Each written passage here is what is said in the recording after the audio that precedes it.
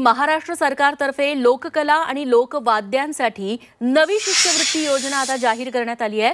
सांस्कृतिक कार्यमंत्री आशिष शेलार यांनी छत्रपती संभाजीनगर जिल्ह्यात पत्रकार परिषदेत ही महत्त्वाची घोषणा केली।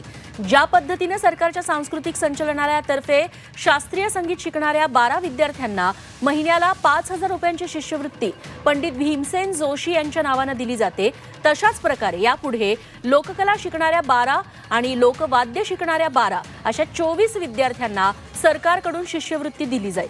प्रत्येकी 5,000 रुपये प्रमाणे ही शिष्यवृत्ती असेल। त्याचे नियमावली लवकरच जाहीर करू असंही मंत्री आशिष शेलार यांनी सांगितलंय।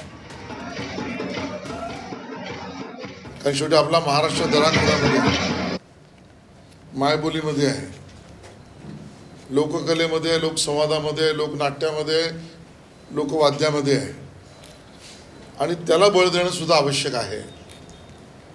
म्हणून पहिल्यांदाच अशी एक शिष्यवृत्ती योजना वर्षाला 24 विद्यार्थ्यांना